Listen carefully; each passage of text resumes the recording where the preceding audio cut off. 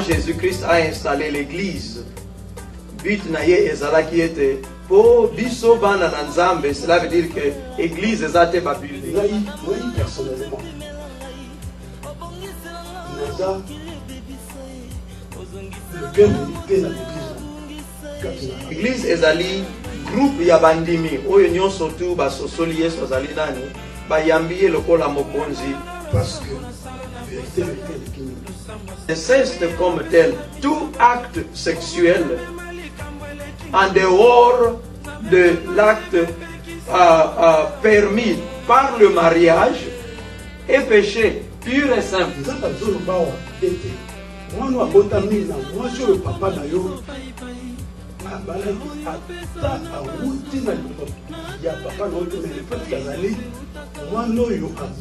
Église ezali pona to représenter Yesu awa na mokili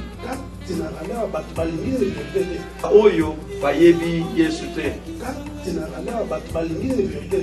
Du esengeli na biso tokoka kotambola na ndenge liloba na ye oyo atikelaki biso.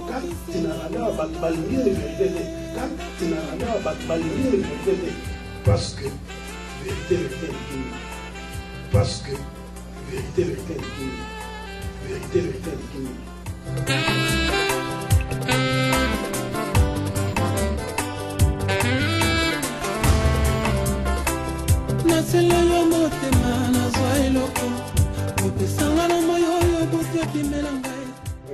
dans le Seigneur, Shalom, partout ici, quand nous sommes aux alliés, nous pouvons aussi nous monter.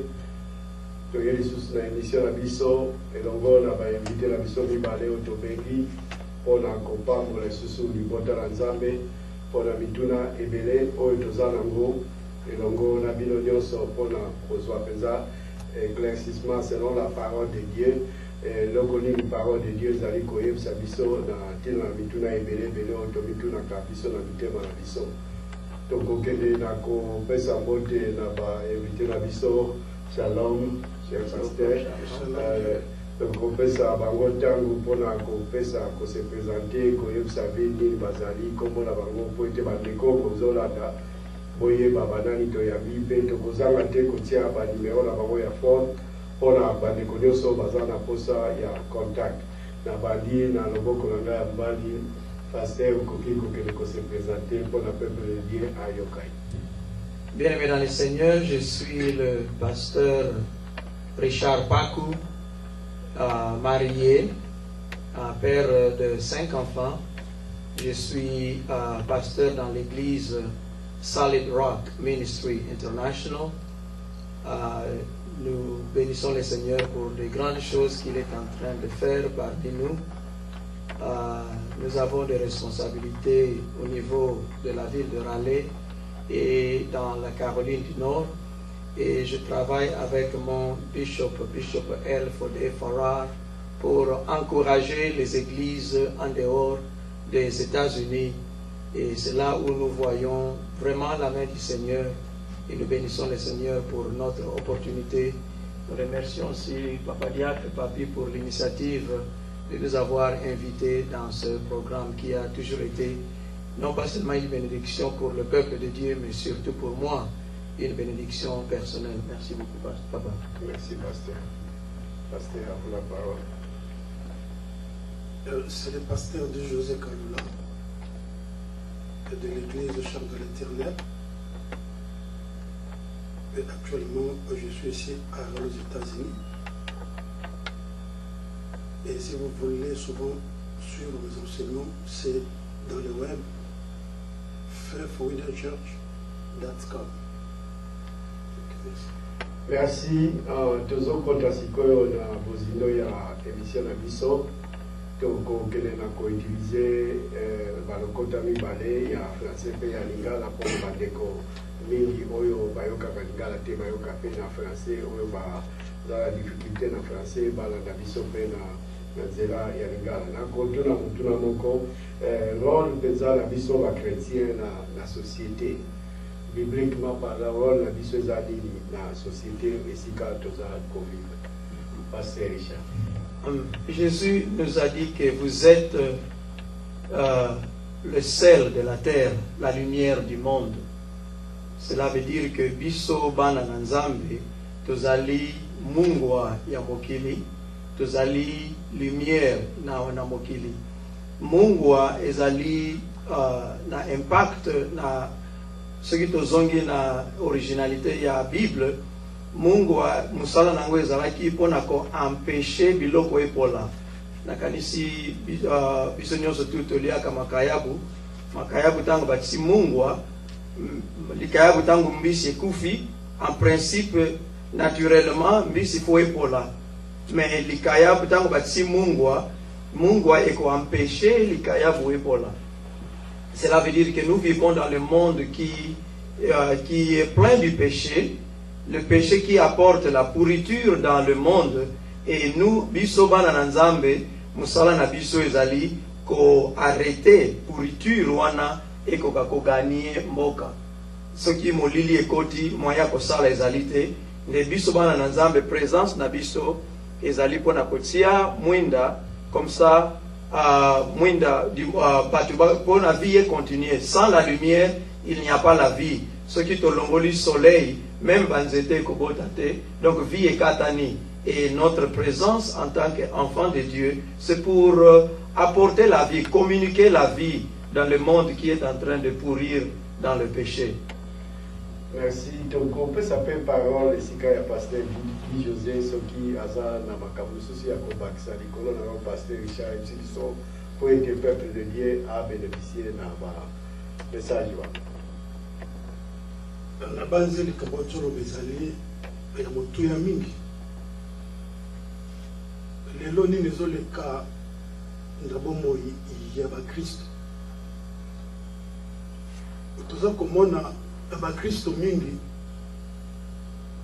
baza neti bato oyo Mungu esesili na bombo ina bango et na banzi soki lelo émission ezali se passe que ezali na situation oyo oza na besoin telibota ya Nzambe bakuka kusosola na musolo nyonso et lulenge o mukristo akoki kozala esika batu nyonso bazali et lelo oyo tozali soki tolobi totala moto nyonso oyo Nzambe asili kotia kati na mokili oyo moto nyonso azali moto oyo azali na ngulu kasi moto oyo ngolu ekufanda kati na esengeli abengama mukristo elelo oyo biso mingi oyo tobengami bakristo bizaleli na biso ekomi mpenza na kokoso mingi et soki pasteur ozoloba ete mungwa esalaki ete makayabu oyo batie kati na mai mungwa ezali kobebisa oyo nyonso ekoki kozala lokola bangusu e mukristo soki azangi mungwa elakisi ete mbindo nyonso ekomonisama kati na bomoi na ye e soki mbindo esili kotonda kati na bomoi ya mukristo nde esika lelo bato bazali komituna eske ya solo azali mukristo eske ya solo esengeli abengama moto oyo andimela Nzambe e na panzi etokokende na mozindo tokokende na mozindo ndenge lokola pasteur alobi na kozongisa susu maloba esika ya pasteur Richard soki aza na eloko mosusu ya kobakisa likolo nango po toza na posa mpenza etososola tozokende wapi na émission na biso posa na biso ezali nini pour le peuple de Dieu. Oui, Papa Diacre, merci beaucoup pour d'abord émission Oyo. Na zoko kanisa lisusu et na Yesu tango a créé église. Église ezali l'unique instrument sur la terre pour la solution. Il y a problème, il y a péché, il y a l'isumu. Nzambe ako ya lisusu na solution mususu te. À part l'église, Dieu n'a pas planifié une autre solution pour sauver l'humanité. quand Jésus-Christ a installé l'église, but na ye ezalaki ete po biso bana na Nzambe, cela veut dire que église ezate ba building oto esika to yaka kosangana. Église ezali groupe ya bandimi oyo nyonso tu basosoli Yesu azali nani bayambiye lokola mokonzi pe mobikisi na bango. Bango wana nde bazoko constituer église. Et présence but ni ya église ezali pona to représenter Yesu awa na mokili. Pona cela veut dire que tangu tozoko tambola nzela oyo ye apesi biso ezoko salisa biso tokoka kozala solution na ba oyo bayebi Yesu te. Du esengeli na biso tokoka kotambola na ndenge liloba na ye oyo atikelaki biso yango ekosalisa biso pona tokoka kolongola ko arrêter le progrès ya lisumu qui est la mort, et puis ko remplacer yango na la vie. Cela veut dire mutu nyonso azalaki condamné akufa akende na enfer, présence ya ngai mwana na Nzambe kotsila ye mwinda kopesa ye mungwa comme ça alongwa na nzela ya liwa aya na nzela ya bomoi. Tangu ye akomi pe na nzela ya bomoi, ye pe azui mwinda na ye apelisi yango atomboli yango likolo pona kongengisa bato oyo bazali pene na ye. Merci Miki, Pasteur Richard et Pasteur Di José pour l'éclaircissement la bino. Nenge bolobi mo Kristo tozali mwinda biso baonyos tobengami ba Kristo esengeli tozala mwinda pe mungwa katikati na mokili katikati na société. Mais lelo tokoki te soki totali biso nyonso Église de Dieu, soki totali biso nyonso corps de Christ tokomona ke eza na pasi mingi na contexte biso oyo tozolobela na États-Unis, biso awa na Caroline du Nord, rien que pas seulement na église africaine, mais na ba église américaine, soko koti na ba YouTube okomona biloko wana nyonso eza na ba dégâts ebele ezosalama na niveau ya église. Mais est-ce que par exemple motuna oyo eza kolobamela mingi na bandeko ebele, est-ce que bibliquement parlant inceste est autorisé dans la Bible ou pas? Parce que c'est totalement dans l'Ancien Testament, Makabouane et Salama qui peut m'amener. Na éviter ce qui y a voilà paix et Zako Salama, les lots dans l'église, dans le la biso, to te. Bon, tu ne sais pas la bino, bon, mais quand on éclaircisse, biso, bibliquement parlant, inceste est autorisé ou pas? Pasteur Di José. Na banzi yamboko kende na mutuna na yo isingelete na église reno kumoko na mukana ya yambo et à Pierre dans chapitre 2 dans verset 11 dans 12 et sur le bête. Bien-aimés, je vous exhorte comme étrangers et voyageurs sur la terre à vous abstenir des convoitises charnelles qui font la guerre à l'âme. Ayez au milieu de païens une bonne conduite, afin que là même où ils vous calomnient, comme si vous étiez des malfaiteurs, ils remarquent vos bonnes œuvres et glorifient Dieu au jour où il vous visitera. Et Nabanzi awa makomi ezosenga na moto nyonso oyo abengami moto oyo esengeli azala Kristo, azala na etamboleli ya malamu na mokili oyo. Et soki esengeli ya kolobela likambo ya inceste elakisi ete lisumu esi ekoti, e oyo ebengami lisumu ezali soki moto abuki mibeko. E na ndenga mokili moto oyo abuki mibeko ya mokili awa na kati États-Unis esengeli akende na boloko. E soki na mibeko oyo Nzambe na biso atya kati na makomi na ye, olobaki awa ete na ntango ya kala bana kosala ngo yango bato bazosala ngo lelo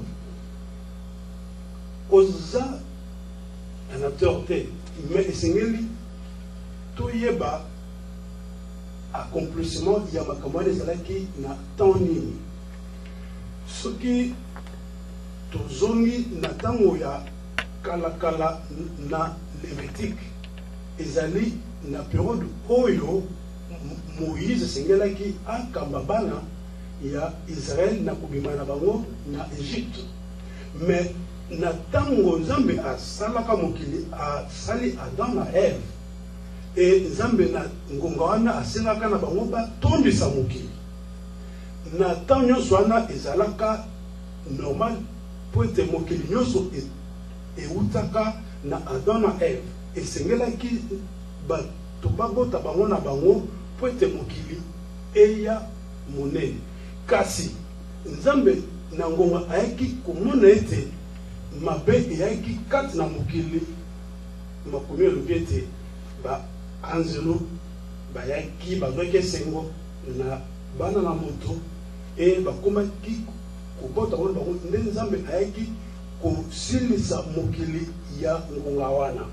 Kasi Nzambe ntango asisa ka mokili ya ngonga wana me ezalaka na libota oyo bazalaka bien nde bakontinuaka.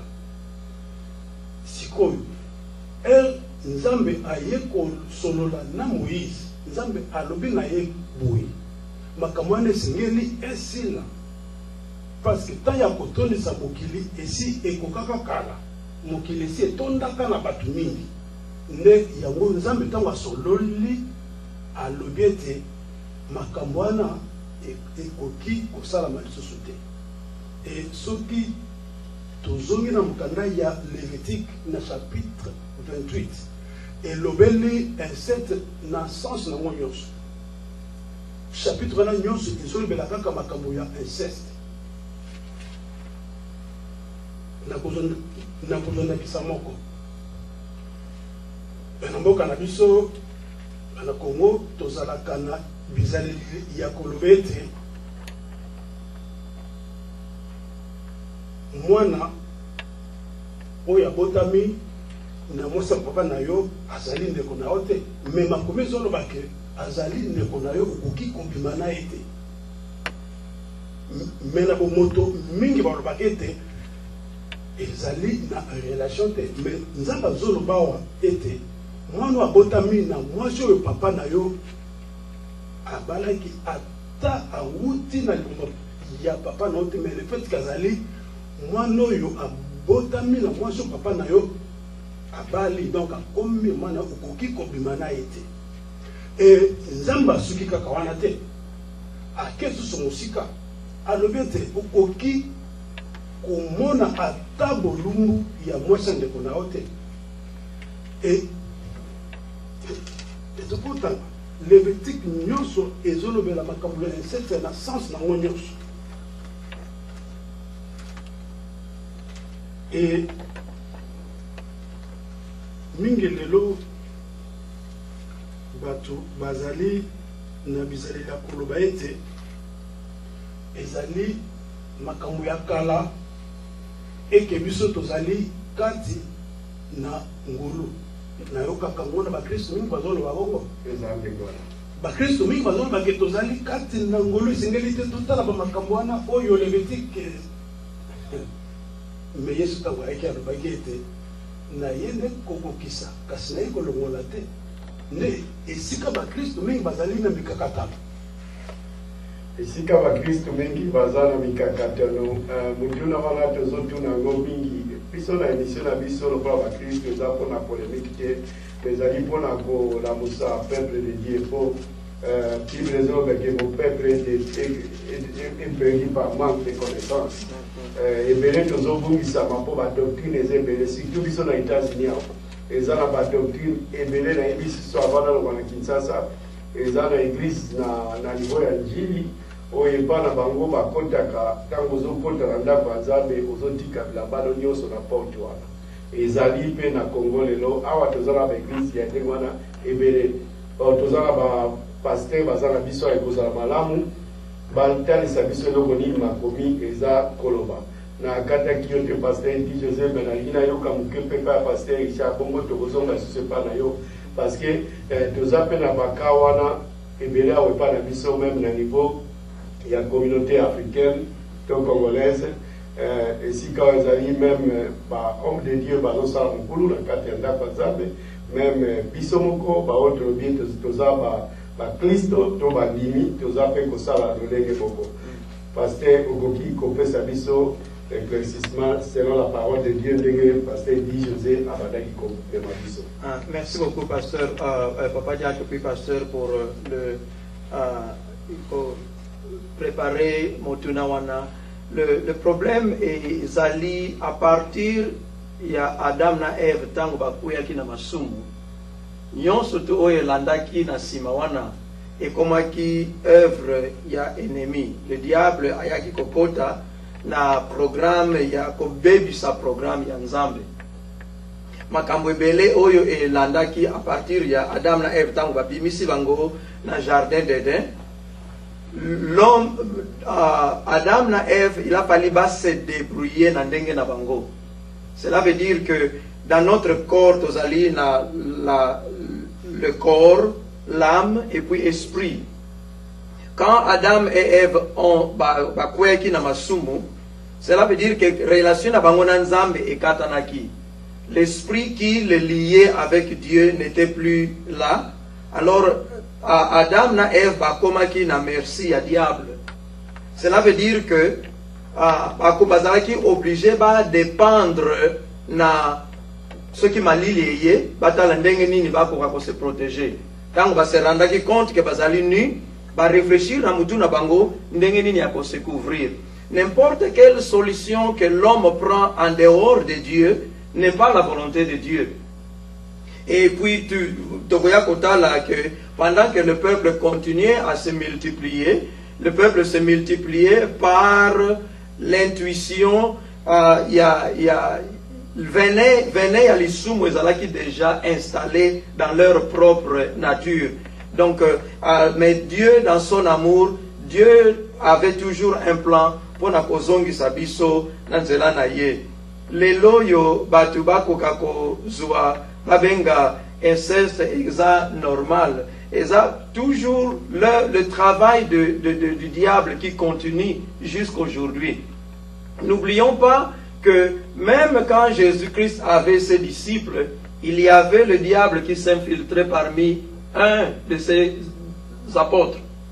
Donc, nous ne pouvons pas nous attendre que l'Église est infectée par le diable. Parce que le diable, depuis qu'il a été chassé du ciel, le diable continuera toujours à attaquer, continuera toujours à chercher à détruire le plan de Dieu.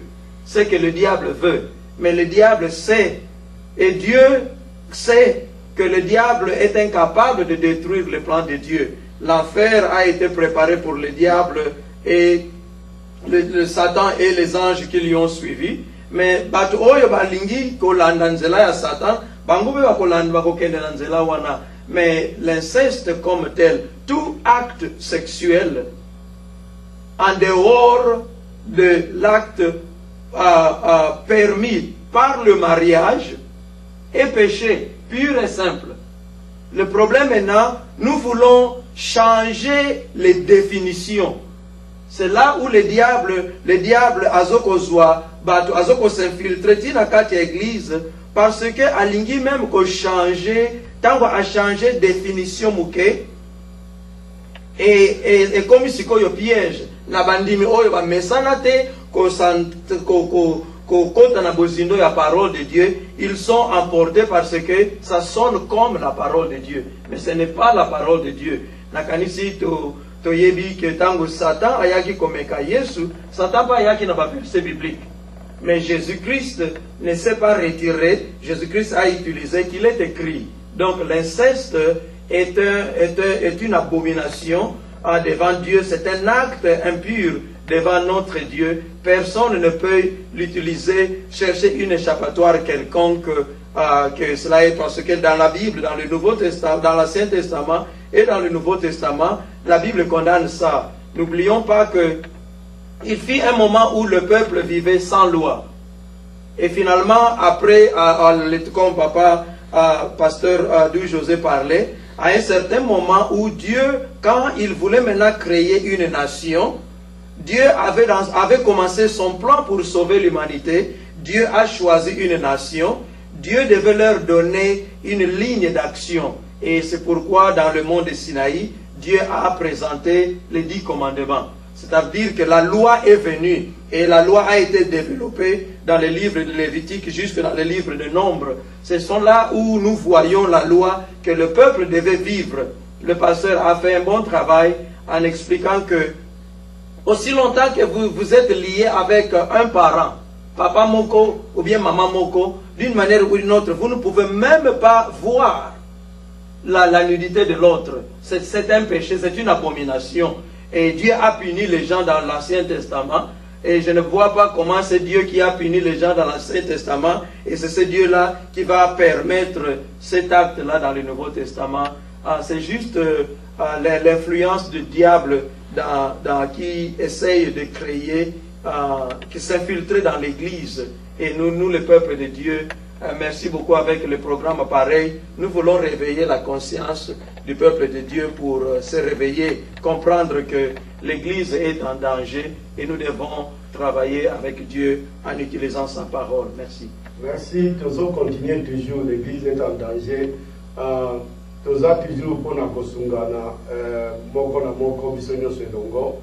Tozomona ndenge bandeko bayembi bazoyemba ke bato mingi balukaki le monde me bayemona ngo eza na kati église na église eza mpe esika oyo makambo ebele eza koleka parce que biso nyonso tozokwea na makambo wana tobengamaka mpe bakristo. Motu moko te alingaka babenga ye agent ya diable to babenga ye satan. Biso nyonso tolobaka toza bakristo.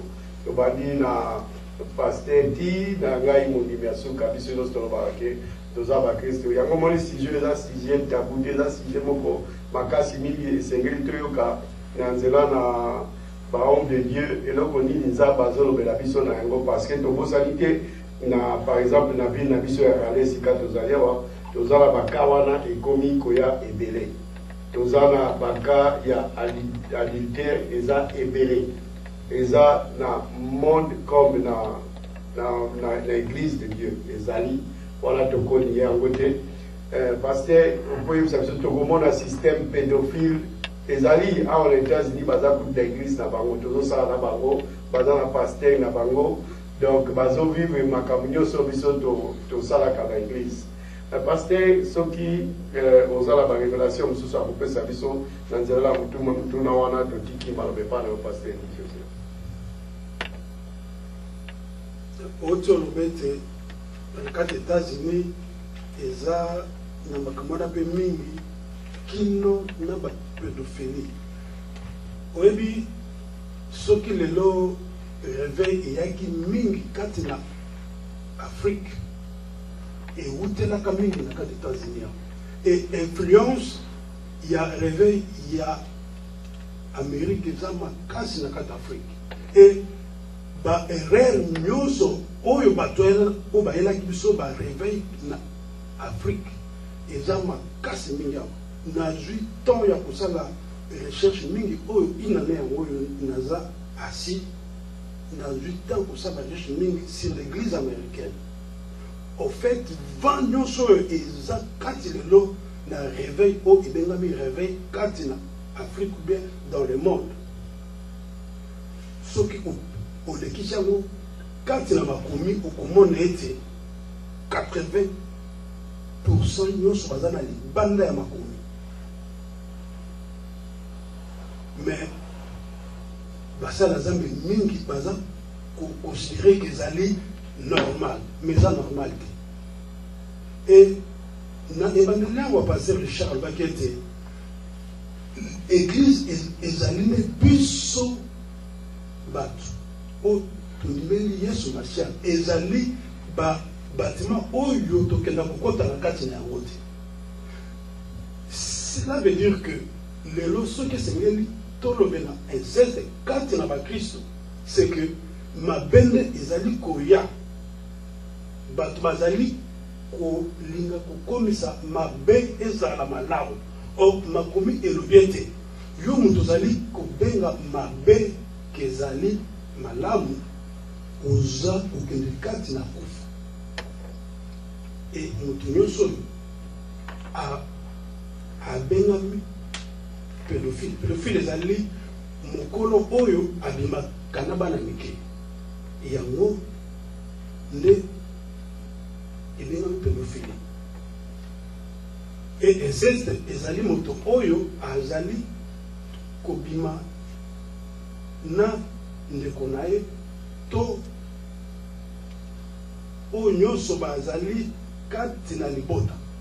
Kasi lelo na bazi toza komona ngo yo mokolobi eza likambo kobomba te kati na mokili lelo, parce que soki tozali kolinga koloba lisolo ya kozipa eko ede bato te, esengeli koloba polele polele. Nangonga na kana moko sika nalanda kana be formation bakangaka papa moko, ça fait quelques années akenda ka prison parce que abandaki kobimana bango bazaki na se ya 18 ans. Et lelo oyo tolani yango atana bakongo mikili babeti lisolo wana mingi, kasi moto oyo nyonso abengami moboti ntango ozali kobima na mwana na yo ozali moto oyo soki tozongi na makomi ya ntango ya Lévitique ezoloba ke ozali la makomi ebengaki na kombo moko, voilà, makomi elobi ke c'est un crime. Elobi ke c'est un crime. Or bacriminel na mboka neti États-Unis oyo baza bato oyo baza esika ya enfermé bakokobima libanda te. Alors soki tozongi kati na makomi ezali bato bakokota bakonza likolo te. Donc mokristo esengeli azala moto oyo akoki kotambola kati na masumu te. Et mokristo azali moto oyo esengeli ntango nyonso abomoi na ye azala lokola Mungu.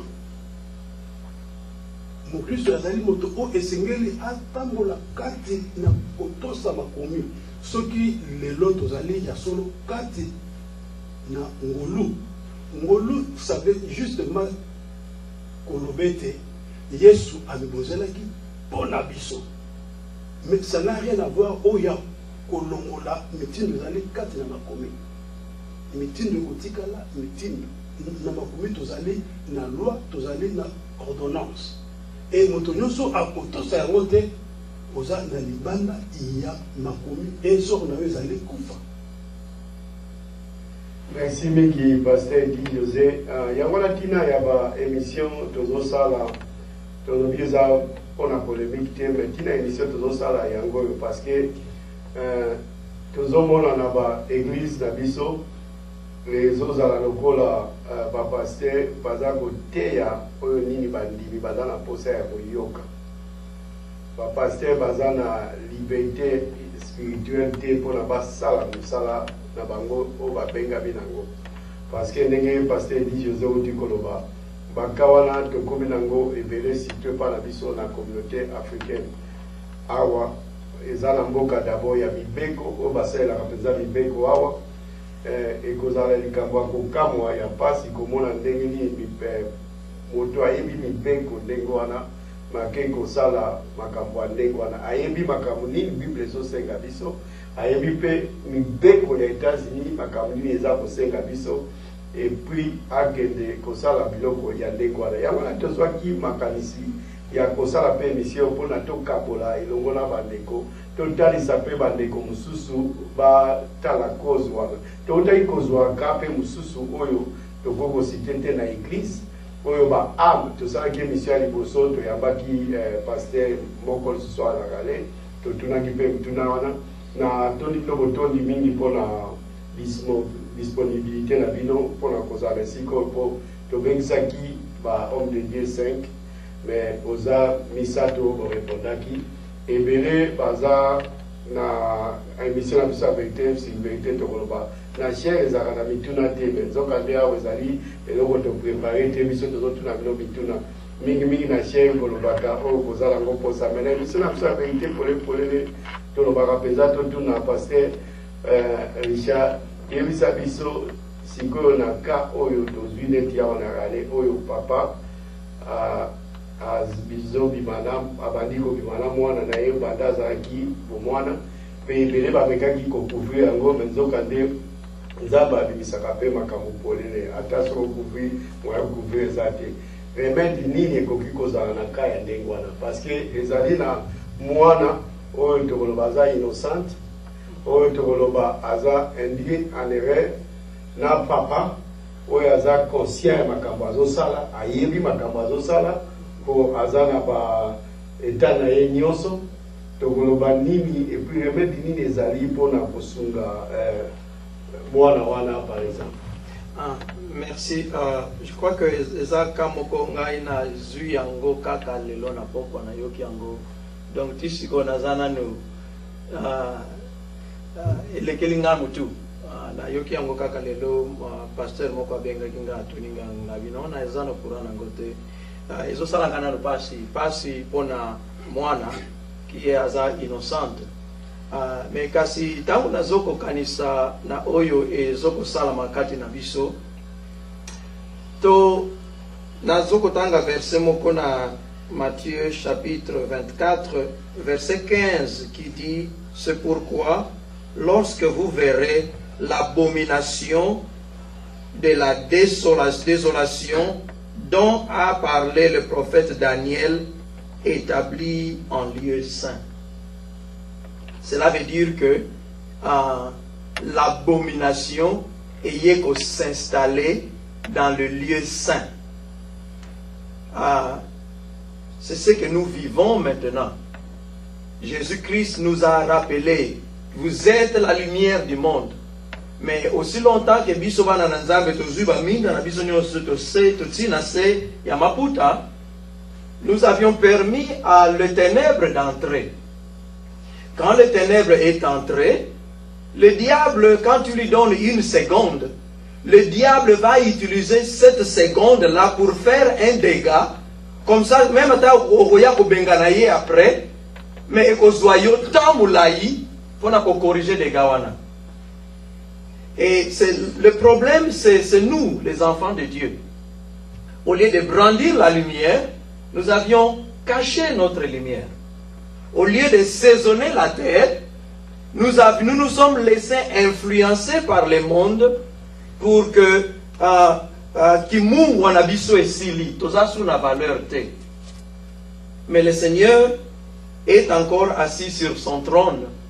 Il nous donne encore la grâce que totele misamwinda na biso, comme ça lumière et kokende.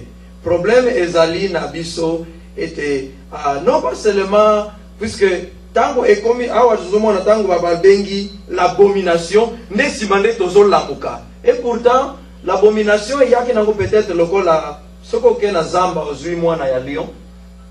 Okofana ne très bien. Pendant les 6 mois, mwana lion aza mwana ozomelise milk.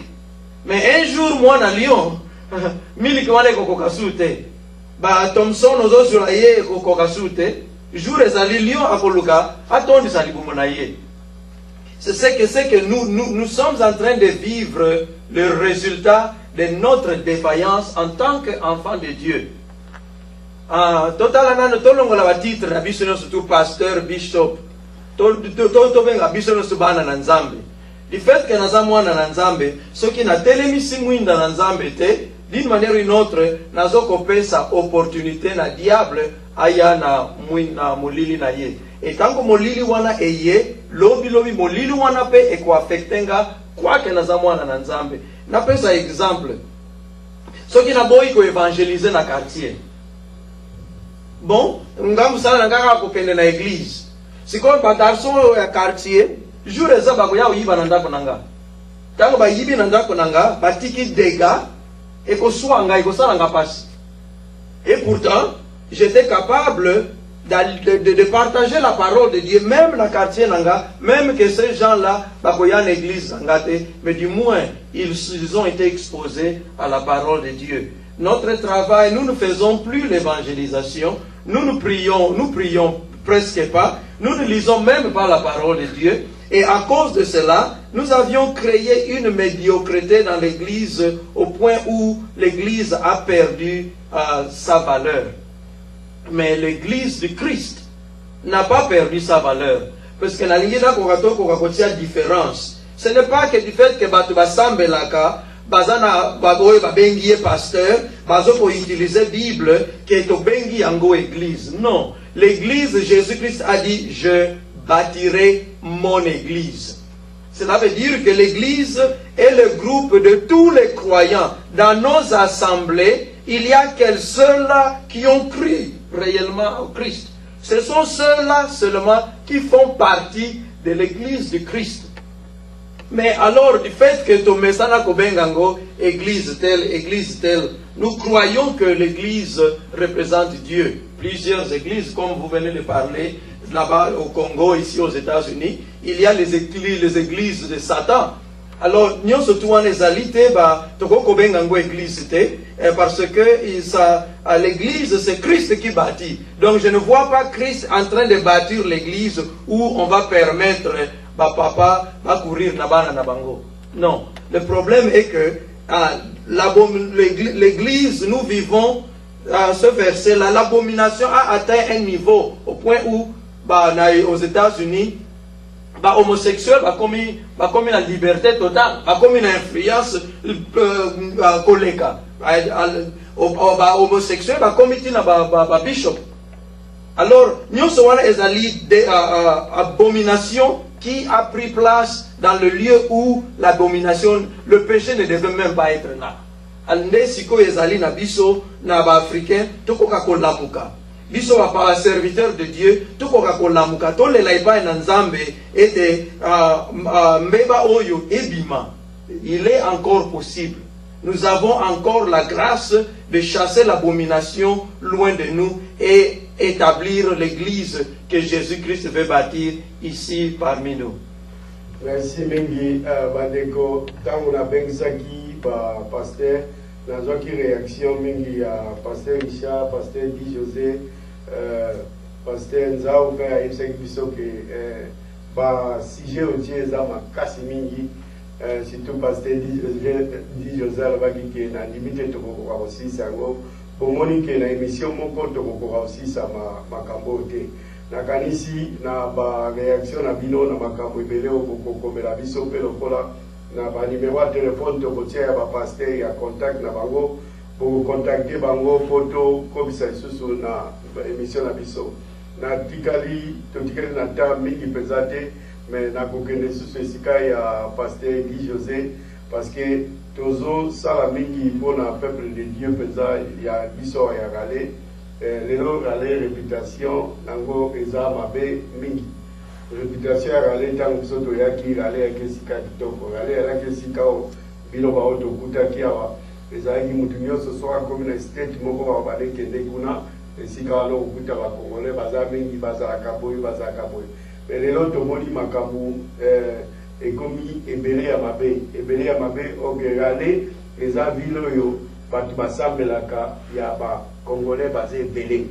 toza ebele awa mais ezali ville oyo division eza makasi tokoki kovanda elongo te na niveau ya communauté bao bakimi na kati église badega eza ebele na kati ya église okoyoka paster akuri na mwasi ya mondimi boye okoyoka mondimi boye atambolaka na bilenge oyo baza na moins de 18 ans okoyoka papa lokolo otouti nango récemment atamboli na mwana na ye na net tomoni mpenza bapaster poévangélize te na likambo oyo to yango wana bino lokwa bozorepresente bango lelo na émission oyo tolingi topesa bino mwa 3 minutes bopesa message na bandeko bakolanda mpona surtout temo ya inceste oyo toza kolobela oyo ya inceste parce que nga lokola moboti na bana mibale ya basi ntango nyonso nazalaka soki nalali na mbetu surtout mwana nga liboso aza na affection makasi ya koya kolala na ntongo na nga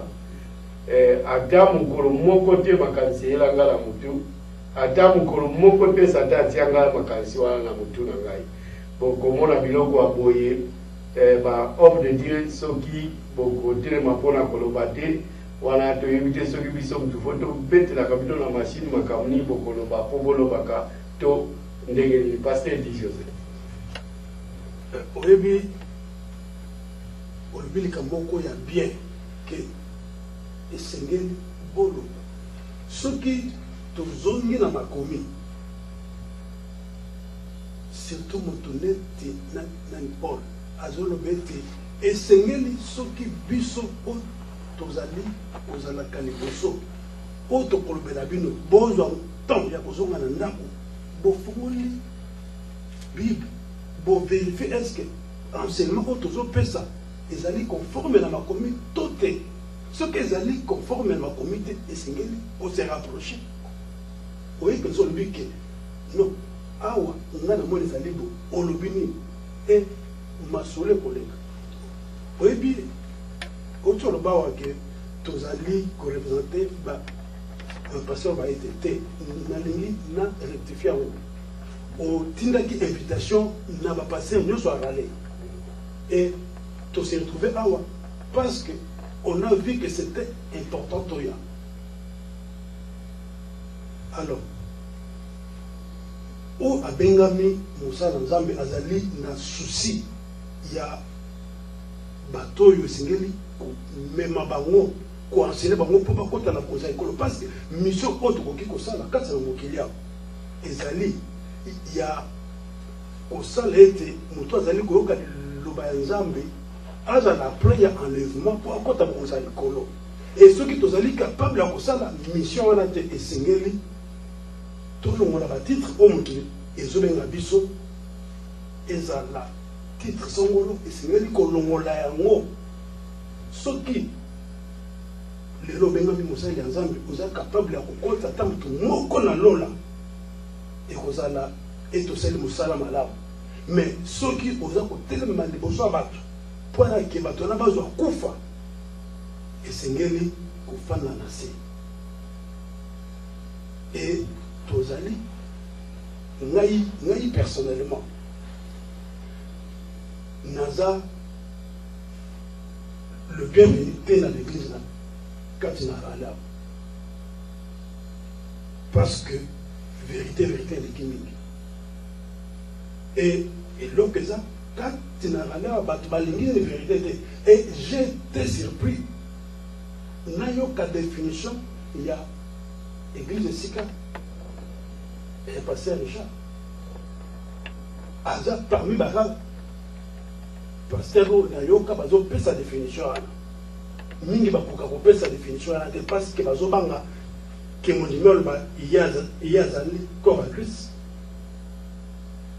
mpona mondimi azwa kaka mposa ya koya kati na babâtiment mais esengeli tozala capable ya kocomprendre te tozali bainstrument inutile oyo esengeli ke komema bato mpo bazala prêt kokota kozala likolo bato bazala prêt ya kokende na enlèvement parce que tant oyo tozali eza susu temps ya bamateya ya kopambolama te ce n'est plus ce temps là ce n'est plus le temps ya kolobaka na bato ke okozala béni ce n'est plus ce message là toza na temps ya message wana te toza na temps ya message oyo ke kolakisa moto oyo andimeli yesu masiya lokola mokonzi mpe mobikisi amilengela amipetola kati na kotambola na kobanga nzambe po ete ngonga ekoki oyo yesu akoya kosangisa bato babengami mwasi na ye église na ye kasi merci mingi émission na biso bozomona ke makambo eza ebele mpona toyoka tokopesa maloba lisusu epai ya pasteur Richard po toza na miniti mingi te me tozokomisa tokozongela su pasteur Di José lisusu na mituna mosusu tozopesa merci mingi na bandeko baza kosoutenir ministère oyo oza batie mpona eza mpe koparticipe mpona évangélisation po ete na nzela ya net tokoyoka lisusu pasteur Richard tokoyoka pasteur Di José tokai toyoka mpe bamisusu merci na pasteur Don de Dieu Nzabu oyo sesikizaki mpo lelo ezali anniversaire ya mariage na ye bongo babimi mwa moke na mama en tout cas topesi bino bon anniversaire mbote mingi esika bozali na pasteur Richard tozongisi su maloba epa na yo nalingi kaka nakoka kolendisa bandimi ya Raleigh. Le futur de Raleigh est dans la prospérité monene spirituellement. Na sepeli papa pasteur du José Alobi mamate ya prospérité. Jésus-Christ dira que à quoi servirait de gagner le monde entier ce qu'on perdre âme na yo. Mais nakanisi oyo Raleigh azoko vivre ezali ba conséquence ya masumu na biso ya kala. Nzambe azali ko mema biso na point oyo que toye ko comprendre que non isengela na biso nyonso tutozonga dans sa parole. Tango tozongi na parole, notre Dieu va bénir encore la ville de Raleigh. Moi j'ai la certitude que la ville de Raleigh sera toujours la ville exemplaire. La ville exemplaire parce que les punitions, les coups durs que la ville a endurés à cause de notre désobéissance. Si maintenant nous tozuinzela ya obéissance, j'ai la certitude que Dieu va encore visiter notre ville. Nalingi kaka kolendisa bana na Nzambe tokoka koyeba ete tangu ya kozonga epai na Nzambe ekoki tomeki na banzela ya ndenge na ndenge to eshue biso nyonso tu esengeli na biso sikoyo tozonga na nzela ya Nzambe oyo etangami kati na liloba na ye ndenge pasteur asuli kolobaka tozonga dans la vérité. Jésus-Christ est le chemin, la vérité et la vie. Tozonga epai na Yesu nde tokomona mapamboli koleka kati na ville ya Raleigh. Moi j'ai encore la certitude que Dieu va encore visiter la ville de Raleigh. Na oyo nyonso tu ezali kosalama ezala lokola exemple parce que ndeko papi biso nyonso tu toza capable ya kokwea na masumu même plus que oyo tosili kotanga. La eloko ekosunga biso liloba ya Nzambe. Toki makati na liloba ya Nzambe, toki makati na mabondeli, toki makati na vérité ya Yesu nde ye akobomba biso dans sa grâce. Nde ekosalisa biso pona baka oyo esili koleka. Nzambe lokola batango bazana na bomoi, baza encore na grâce basenga bolimbisi. Mabondeli na biso to bondela pona ba amu wana. Nzambe afongola bango misu. Peut-être kuna na prison Nzambe afongola bango misu bakoka kolela epai na Nzambe parce que Nzambe na biso akobwaka te meme oyo eye epai na ye. Ne biso nde tozala na compassion. Problème na biso tango mutakwei na masumu tokomi ko critiquer comme si biso toza ba saint. Et pourtant biso nyonso to pe de ata tokwei na oyo te tozoko kosa de part et d'autre. Donc lisumu ya mukena ya munene zate biso nyonso tu toza na nzela wana esengeli malamu na biso nyonso tu tosa tolela epai na Nzambe po ba amu wana Nzambe akoka ko récupérer yango. Tangu Joseph azongaki akomaki mokonzi na Égypte ayebisaki bandeko na ye que non, vous avez planifié me faire du mal, mais Dieu l'a changé à bien. C'est-à-dire que le diable a voulu déranger la ville de Raleigh. Mais sengeli na biso bana na Nzambe sikoto ya dans la vérité, comme ça to ko koyebisa Satan que tu as travaillé en vain. Tu as travaillé pour détruire, mais musala na yo ekwei na mai parce que Jésus-Christ est mort sur la croix. Il a versé son sang à cause de sa mort et sa résurrection. Nous pouvons encore revenir ensemble to kwei sa Satan na ayoka soni. Mikolo yo on dirait biso ban de te permettre yeso ayoka soni. Mamakambo nyonso zobima na l'église esika o biso toteya et moi ça me fait mal. Ça me fait mal. Cela veut dire que quelque part ou bien ma prédication c'était pour plaire aux gens. Est-ce que j'ai prêché vraiment la vérité pour amener les âmes à la repentance? Et sengeli malamu na biso nyonso tu tolela epai na Nzambe, toya epai na Nzambe, Nzambe a restauré biso, tango a restauré biso futur ya Raleigh. Communauté ya Raleigh, tokotele malisusu, tokosal tokozala exemplaire na États-Unis mobimba. J'ai la certitude que cela est encore possible. Mutuna mokwelinga susu ya kotuna Pasteur Richard ozali moko ya ba pasteur otango toyaki toyakokuta watango tozomba ke Raleigh zaki na réputation toyakokuta ba église wa.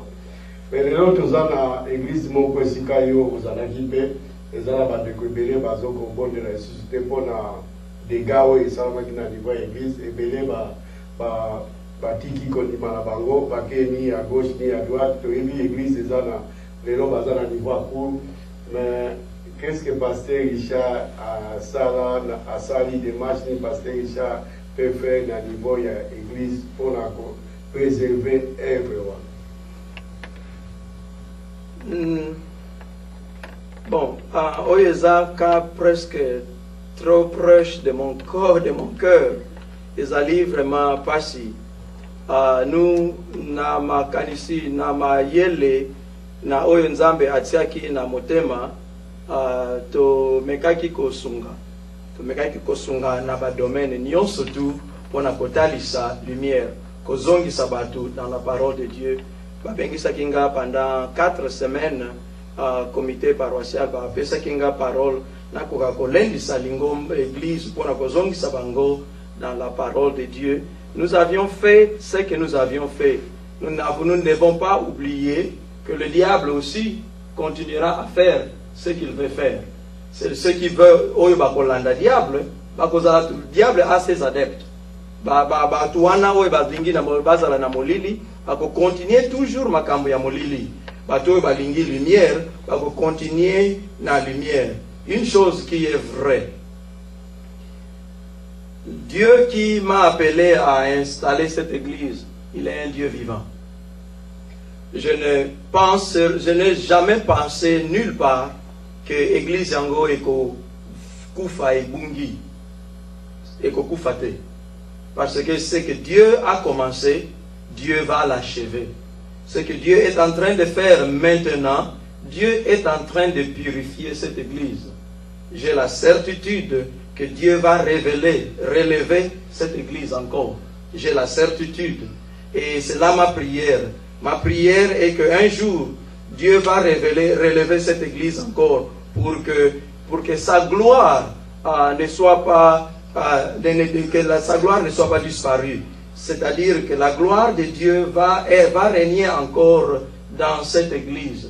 Moi, j'ai continué à prier, j'ai continué à écouter le Seigneur, j'ai continué à intercéder afin que Dieu puisse être glorifié dans tout ce qui se passe au niveau de cette église. Merci pour la question. Merci beaucoup, Pasteur Richard. Tuni mutuna wana pe esika Pasteur Di José atako soki ezali ozalaki na kati ya makambo wana te mais soki lelo Pasteur Di José ye mutaza pasteur oyo akwei na likambo ya ekobo ntango aza kodirige église. Quelle est la procédure biblique pour faire asseoir un pasteur parmi les responsables de l'église? Wando tuni soki ezalaki ngai soki ezalaki yo. Ok.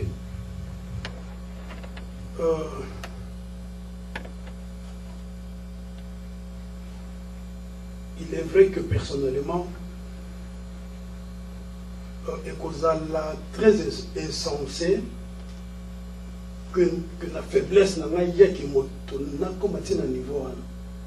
Ekozala vraiment très insensé parce que du moins na yebe sika oyo na bande na nzambe oyo apesaka ngai transfiguration comme ça.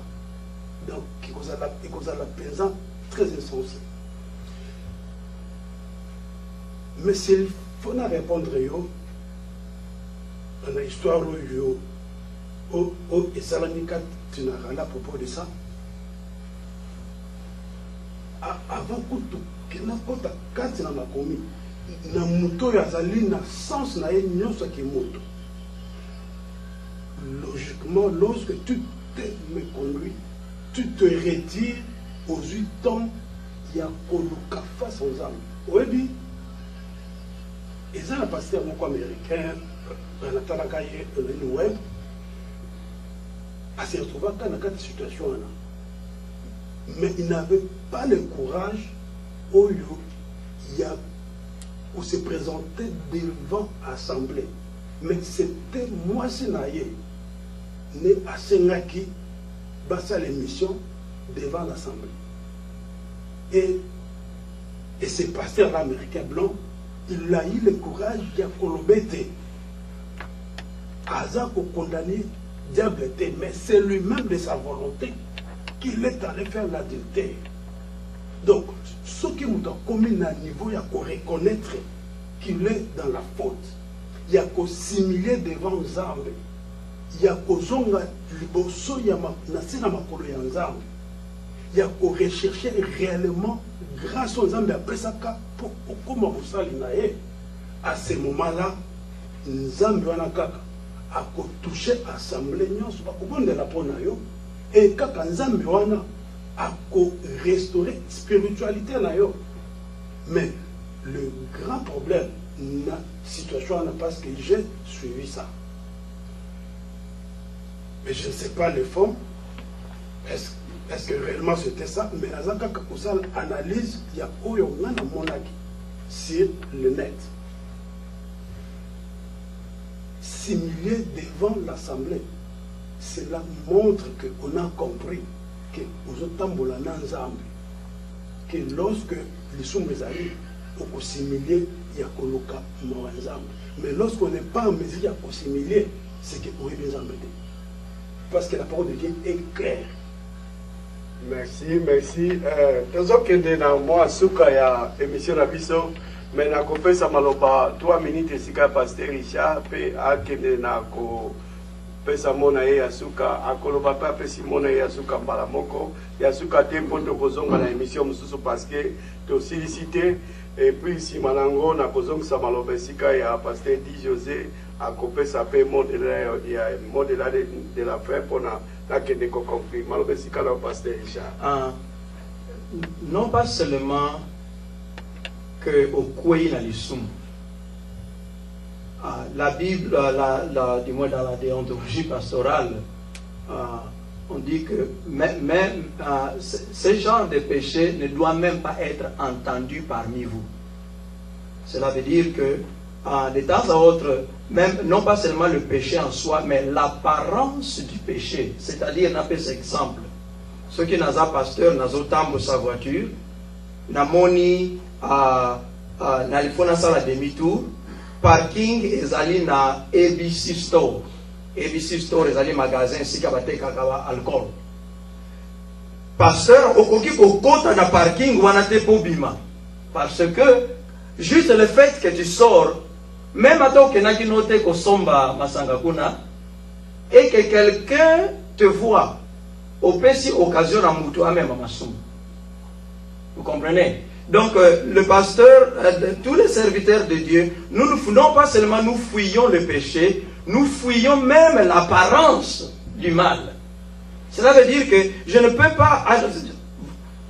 C'est anormal à un pasteur de sortir à 20 heures seul. D'ailleurs, na hôtel, na hôtel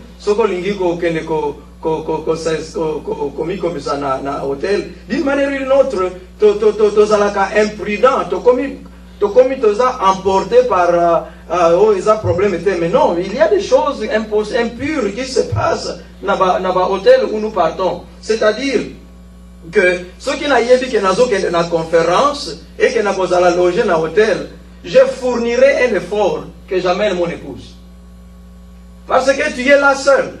Tu es exposé à n'importe quoi.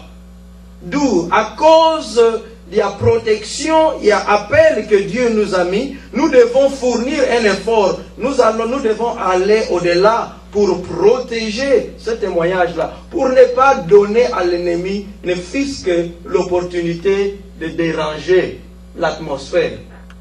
D'où, me voir sortir dans la maison d'une sœur célibataire à 20 heures est anormal. Donc, et puis je suis seul. Non, si il y a une sœur, je dois aller prendre mon épouse, à nous deux, nous allons visiter la sœur. Ou bien que la sœur s'arrange, qu'il vienne au bureau. Et quand il vient au bureau, je vais m'assurer que je ne suis pas seul au bureau. Donc nous devons aller au-delà. Cette situation doit nous aider. Peut-être Bino Boye éviter à quel point cette situation est au Salabatupasi. Il y a 2 couples pastoraux au Canada basant un problème. après l'histoire qui est sortie ici, et maman pasteur qui aussi veut regarder que maman Oyo sera toujours côté Namouval. Et maintenant, bon, l'imprudence de maman pasteur, il vient engueuler le pasteur, pas engueuler, dire au pasteur que écoutez, maman Oyo on dirait, et pasteur qui n'avait pas maîtrisé, a dit moi sinaye. Ah, moi ça le bien, bon. Donc au lieu, au côté langa, au côté lié. Il y a deux couples pastoraux qui ont des problèmes à cause de ce qui s'est passé. Il y a parmi nous, les pasteurs à Raleigh, des couples pastoraux qui ont des problèmes à cause parce que nos femmes n'ont plus confiance en nous. Moi, je ne leur donne pas tort. Donc, et nous ne savons pas la gravité de cet acte, comment ça nous a affecté tous. Mais dans tout ceci, je termine par ceci. Jésus-Christ est le même hier, aujourd'hui et éternellement. Si la mort était incapable de garder Jésus, si la pierre était incapable de garder Jésus dans la tombe, toutes les bêtises de l'ennemi dans notre communauté, j'appelle ça ma communauté, c'est ici où ma famille est, le diable va échouer. Et que Jésus-Christ, sa mort et sa résurrection va triompher. La clé est que j'invite mes frères et sœurs de retourner dans la parole de Dieu. Il y a un programme de FIMES qui nous aide à rentrer dans la parole de Dieu, où chaque soir, de 21h à 22h, on partage la parole de Dieu par téléphone. C'est gratuit. Une opportunité pour que nous puissions nous enfoncer dans la parole de Dieu.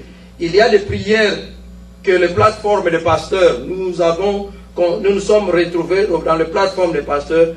Nous allons lancer une activité de prière. Nous voulons inviter le peuple de Dieu de revenir, car le futur de Raleigh n'est pas encore écrit. J'ai la certitude. Merci, pasteur José. Oui, nous allons un peu extrémiste par rapport à pasteur Richard, parce que du moins, nous avons la plus espérance céleste. Motonyo so oyo azali na espérance céleste esengeli ya kozonga kati na makomi ya kozwa ton mateya nyonso oyo okoki koyoka esika nyonso koyoka kozwaka ton ya kozonga kati na makomi mpo na libanda ya makomi ya pas la vie, na gauche droite ya pas la vie, esengeli kovanda kati na makomi e na makomi oyo ya solo oyo tozobenga bondimi ya bosolo. Bondimi ya bosolo ezali oyo ya koyeba ete Yesu akufaki mpo na yo ngai mpo tozwa la vie éternelle. En dehors de ça, esengeli kotika ngolo nkolo ezala na moto nyonso. Merci mingi bandeko balandi ya radio télé communautaire congolaise. Topesi bino merci mingi mpona kolanda biso susu na poko ya lelo. Merci mingi na pasteur Richard, merci na pasteur Di José. Tokozanga te koyamba bino lisusu na ba pasteur ebele oyo ta mosusu baza nanu na kobanga mpo na Raleigh toza na ba pasteur ebele mpo nzambe afungoli nzela ya baloteri mpo ba pasteur bazwaka na Congo bazoya mingi na Raleigh awa baza ebele soki tolobi tosala église tokoki kosala mpe église kaka ya bapaster. Mais ebele tozoinvite bango mpe ebele baza kokima mpona koya koloba devant peuple de Dieu. Bapaster toyambi bango awa toprepareki eloko te, topesaki bango sujet oyo tokodebatre kaka baye biso nde totuni mituna oyo bino botunaka na se biso totuni yango likolo na poisa oyo nyonso azali na motuna to aza na proposition okoki kobenga biso. Tokozanga te kopesa mbote ndenge nalobaka ntango nyonso lokola apôtre Paul azali kopesa mbote na église ya Efese, azali kopesa mbote na Timothée mpo na kanisi esika na ngaki bazalaki kobondela mpo na ye, bazalaki kosunga mpe ye. Mpo na nini biso topesa mbote na bandeko bazosunga biso te? Topesi mbote na bandeko nyonso oyo basungaka biso. Nabosani te mama Nicole Kipioka, napesi yo shalom. Mbote esika ozali nabosani te pasteur na ngai oyo akonseya nga mpe pasteur Banda, pasteur Zakari Ngemba, napesi bino mbote évêque Masiala, mbote mingi esika bozali, mbote mingi na bino nyonso oyo bolandaka biso pasteur na biso don de Dieu Nzau oyo aza lelo ko fete bilulu na ye ya libala elongo na molonga na ye mbote epa na bino nyonso pona bandeko oyo batutisami na émission na biso ya poko ya lelo tosengi bolimbisa esika na bino émission na biso ezali vérité sur vérité toyambaki basali na Nzambe mpo bamema biso selon la parole de Dieu po toyeba mpenza makambo nini oyo Biblia ezali kotalisa biso ete totambola na nzela nini. Merci mingi bisika bozali, shalom, butu malamu, biso na mboka ngale topesi bino. Bye bye.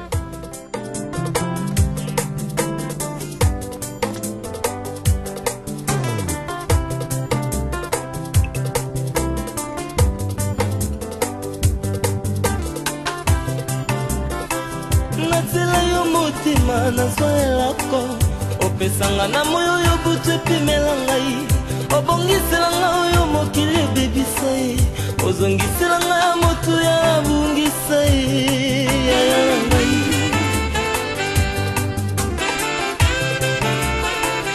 oyanolanga losambo na sala na bosana losambo sekrebi ya nopesi na miso ya bato oboya na mema likambo elekinga moto